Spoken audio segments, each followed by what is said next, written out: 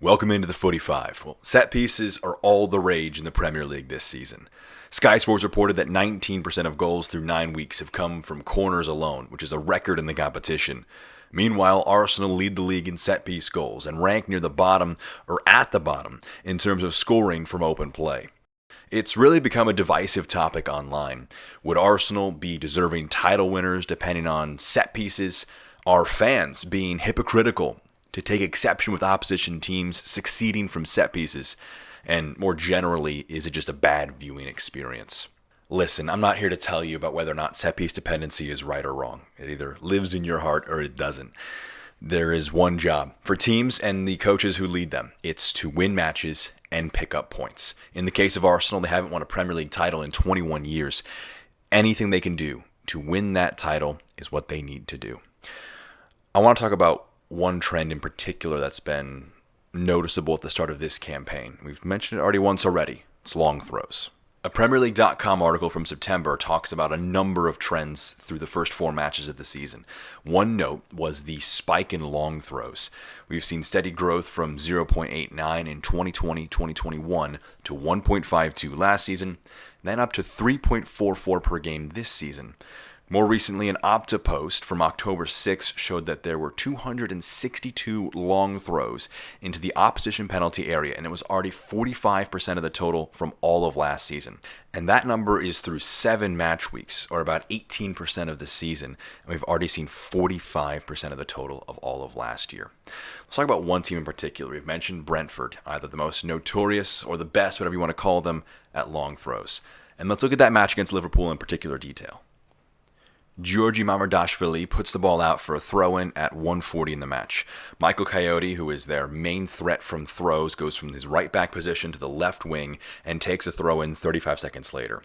15 seconds after that, another throw is conceded on the near side of the field, and Coyote makes his way from the far side to the near side, takes that 16 seconds later. 13 seconds after that, a shot from Christopher Ayer goes out of play, and it goes out for a Liverpool goal kick. Now, Liverpool take 36 seconds to take this goal kick, initially trying to go short to Konate. Eventually, Mamardashvili goes long with the goal kick. Now, 30 seconds after that goal kick, a throw-in for Brentford is awarded. 33 seconds after setting up that throw-in, Coyote throws it in, Ayer wins the flick on, and Dango Ouattara scores a volley at the back post for a textbook long throw straight from the training ground to the G-Tech. So based on my loose math, of the first 5 minutes of the game, the ball was out of play for about 2, and then you factor in the celebrations for Brentford after scoring their goal. So they executed that long throw extremely well, and they were completely good value for the 3 points they earned in the match. 40% is a lot of time for the ball to be out of play. I want to jump to later in the match between Liverpool and Brentford. It's 3-2 in the 99th minute. After Caoimhin Kelleher comes onto this loose ball, Virgil van Dijk stands over him and just starts counting. After picking it up at 98-23, the referee blows his whistle 13 seconds later and gives Liverpool a corner kick after the new rule says the goalkeeper can only hang on to the ball for 8 seconds. Now, nothing came from the corner from Liverpool in this instance, but is this a potential solution for a number of issues facing the sport right now? Time wasting, the game getting a bit too stop-start, and maybe an overdependence on set pieces. Former referee Mark Clattenburg said a few months back on the overlap, wanting referee power to help reverse decisions. Power should be, the referee should just reverse the decisions. If I say to Paul, get the ball in, and he's laughing at us, and I know what he's doing, I know his tactic, and he doesn't get the ball in, the opposite way. So I've thrown a lot of numbers out here in this video so far, a lot of anecdotal instances from this Liverpool-Brentford match. Really, what it all comes down to is there is no fault on my part being doled out to any individual team or player. Their job is to win matches. The job of lawmakers is to help make the game entertaining and enjoyable to watch for the neutral.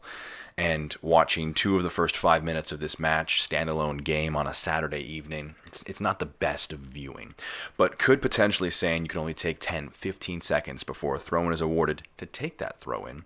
It turns what becomes a setup for long throws on numerous occasions throughout the match into a chaotic sequence where maybe center backs have to sprint forward, fullback is running over to take the long throw. It transforms what, in my opinion, is a slightly duller thing to watch into a bit more entertaining, a bit less often. Because at the current rate of around 3.5 long throws per game, it really is a lot. It breaks things up. The number for the Brentford match was the ball was being taken for throw-ins at nearly 10 minutes of the over 100 that were eventually played due to added time. It's an interesting one to look for. Teams are always going to try and find those tiny margins, especially a side like Brentford, who are significantly outspent by Liverpool. They'll find those margins. Teams try and win, but it's on lawmakers to make the game enjoyable, entertaining for the neutral.